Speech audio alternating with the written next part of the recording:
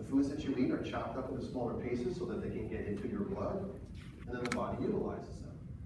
So every protein in your body is produced by the cells of your body. And on Wednesday, we'll get into the details of that. It's called transcription and translation, something you guys will talk about, I'm sure.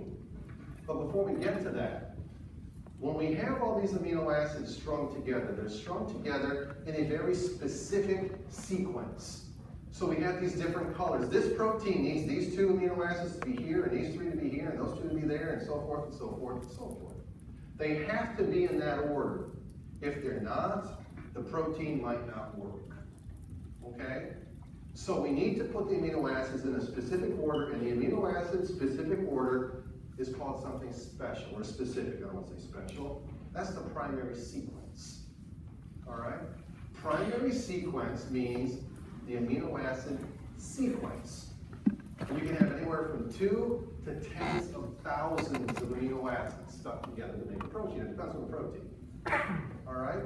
Now, at that particular point in time, that protein's probably not working. So I'm going to give you an analogy. I'm going to take a pearl necklace. I'm going to unclasp the pearl necklace. One day. We're going to imagine that all the pearls are white. They're all different colors. Each pearl is an amino acid. Okay? All different colors. That's primary structure. Now, for this protein to work, to really take on its shape that it needs to be in, what's going to happen is those amino acids, they're going to start to interact with each other. Because some of them have a positive charge here and there, others have negative charges, and then there's parts of the amino acids that don't have any charges. So they're going to start to interact with each other. So I'm going to take that pearl necklace on this side and this side, and I'm just going to kind of give it a twist. Now I'm doing it, I'm twisting the pearl necklace. Okay? There aren't little fingers inside the cells. So there's nothing physically twisting in the primary structured protein at that point. It's the charges that are interacting with each other from one amino acid to the next that's causing it to twist and to kind of pleat. So if we had to draw this, well, what the hell, why don't we? So primary structure, that means primary. I'm just going to put these amino acids and stick them together. A little short, little protein, okay? We just made a peptide. And then what's going to happen is that, again, those amino acids are going to start to interact with each other.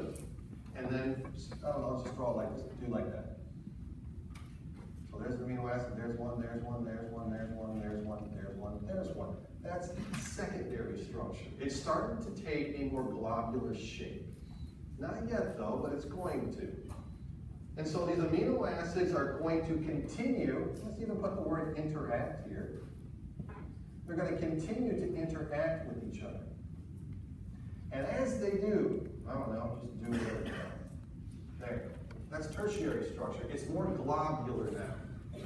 It's not this little straight thing that's kind of twisting here and twisting there. If I took that pearl necklace and I just dropped it in my hand, now that's what that protein looks like. Now when I dropped it in my hand, it randomly arranged. That's not what happens inside of these cells when the protein is being formed. It's not random at all. The formation of that protein, the structure of that protein at that particular point in time is exactly what it's supposed to be. Because the amino acids were put in just the right sequence to begin with so that the interaction was perfect. Okay? So now we have this globular structure. Now, I'm going to put like a hard line here. Because this doesn't always happen. You know, I had the luxury of having different colored pens up here. So I'm going to use different colors. Now what I've just done there is I've made a big structure called quaternary structure made up of tertiary structures. So this is a tertiary structure. So is this one. So is this one. A quaternary structured protein is one in which proteins, smaller proteins, have come together to make a big one. I'll give you a perfect example of a protein that has quaternary structure, hemoglobin. And we already talked about hemoglobin, they talk about it, but I mentioned it, you guys told me that it carries oxygen in the blood and all those other things. Hemoglobin is actually 4 proteins that came together to make the bigger one. And when we have these individual tertiary structures coming together, each of those is called a subunit. That's in your notes. So that's a subunit now. So is this one. That's a subunit. This particular protein has 3 subunits. Hemoglobin happens to have 4 subunits. Some have 6, some have 8. Got words in the notes. Right here. So quaternary structure, combining of 2 or more tertiary structures. Each individual tertiary structure is now known as a subunit. And now we have a working protein. And so a quaternary structured protein is one that works as a team. Are there tertiary structured proteins that work all by themselves? Yes, many of them. All right? And actually there are proteins that can work at this point right here. What do I want you to know? I want you to know what primary structure is. It's the amino acid sequence. I want you to know that secondary structure is, it's starting to twist a little bit. I want you to know that tertiary structure, now it's glob, like you drop a pearl necklace in your hand. And I want you to know that quaternary structure is tertiaries coming together. What makes them come together, by the way? Stuff that happens inside the cell. Some biochemical things, signaling things that happen. Okay, not important for us to know. All right? Are we good? More later, a lot more later, I promise. Now, what else do we need to know here? I want to mention the word denaturation. As soon as you see the word denaturation, as soon as you see it, you think protein. You think we just changed the shape of a protein. That's what denaturation means. Okay? How do you change the shape of a protein? And by the way, that's not good. You don't want to change the shape of a protein because now it might not work or work well. How do you change the shape of a protein? How do you denature a protein? I have in quotes extreme conditions. Now, why do I have it in quotes? The reason is that it's extreme inside the body, but if we thought about it environmentally, it wouldn't be. I have temperature as an example, pH as an example. The changes are not extreme. If we were chemists, we wouldn't think that these changes were extreme, but we're physiologists in this room. And within the body, it is. So if we had to draw, for example, our homeostatic line for pH, can you give me the range, by the way? You guys remember? What's the normal range? I heard it, 745 to 735. That's our normal range. That's our homeostatic range, right? Let's say we're up here at 8, or down here at 7. To a chemist, that's pretty much peanuts. That's a 0.35 pH change roughly in either direction, a 7.8 or 8, it doesn't matter. It's not a big change. If you are a physician or a PA or whatever, a nurse practitioner, whatever, and you have a patient and you took their blood, their arterial blood, and you saw that they had a pH of 8 or maybe another one had a pH of 7, you would be panic-stricken because they very well might die. Why? Because at this point, they're starting to denature as we get up to that point. They're going to denature like crazy here. Well, what kind of things are we going to denature? What are proteins? Enzymes, hormones, structures of cells. Does that sound good? You got enzymes that don't work, you're screwed. If you don't have hormones that work, you're going to get screwed. You got cells that don't have the name, their shape, you're not screwed, the patient's screwed. You better fix it. Okay? So, when we talk about changing the shape of a protein, it's denaturation. And by the way, when we change that shape, we're not changing the amino acid sequence. We're not changing primary structure. We're changing the interaction of the amino acids. That's what we're doing. We're changing secondary, tertiary, quaternary. We're not changing primary. Can we change primary structure? I'll talk about it on Wednesday. Okay, it's called a genetic mutation. That will change primary structure. And it's in the notes explicitly, I even have it underlined. When it comes to denaturation, it does not affect primary structure. This is what's affected. Genetic mutation will do this. Denaturation starts here. Okay? Good guys? Yes, sir. So, like for skin cells, an example of like change in temperatures like burns, No, it wouldn't even be a burn. So your normal temperature is 98.6 degrees. Let's say you went up to 108. That's a 10-degree change. That's extreme in the body. Or if you had a body temperature, let's say 91. That's an extreme change in the body. And that will start to change the shape of proteins within the body. It'll start to denature those proteins. So, I mean, is burn an extreme case? Yes, it is.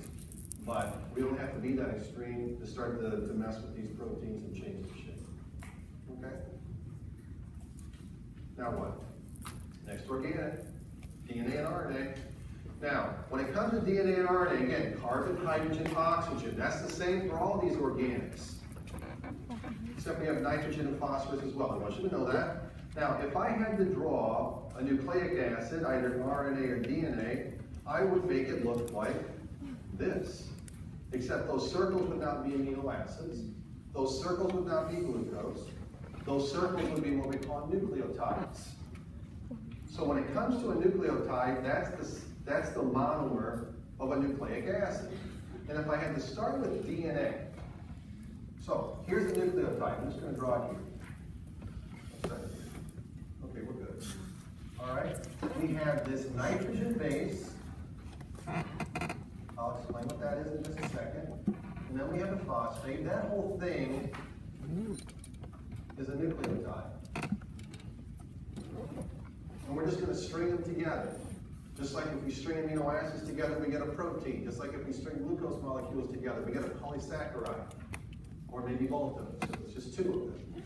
So we're going to take those structures. I'm just going to draw a circle for now. All right? But that circle represents the nucleotide. That's what the circle is. I'm going to draw one on this side as well.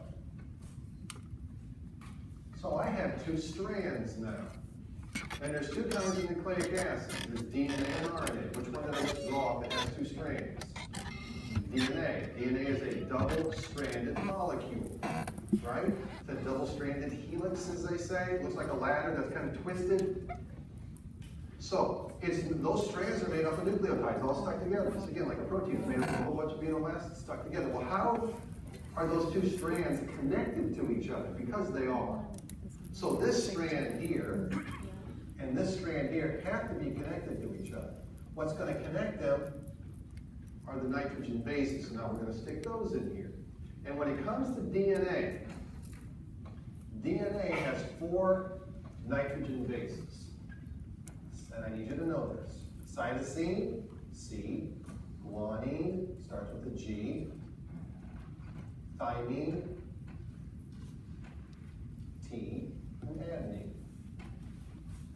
Okay. All right, I'm going to use those abbreviations for the bases. Okay? And so I'm just going to pick cytosine, guanine, adenine, cytosine, thymine. All right? So we have those nitrogen bases on that strand, and we're going to connect them to the strand on the other side, and it's going to fit like 2 pieces of a puzzle. And they're going to match each other, they're going to complement each other. Cytosine is always complemented with guanine. Adenine, always with thymine. It's because their shapes are such that they fit together like 2 pieces of a puzzle. And so now the 2 strands can be stuck together. And they are. That's called complementary base pairing. You'll never see a C and a T together. Those are 2 pieces of a puzzle that just don't fit together. But a C and a G do, a T and an A does. Easy way to remember this. C and G look like each other in the alphabet. What are you left with? I don't know, the word at. Okay, so think of the word at, and you can remember that adenine and thymine are always paired together. C and G again look like each other. That's how those 2 strands are stuck together. And the phosphate is what sticks the nucleotides together on the strand. So we can put a P here, the 2 P's. That's what sticks them together. I'm not too concerned about that. I absolutely want you to know base pairing though.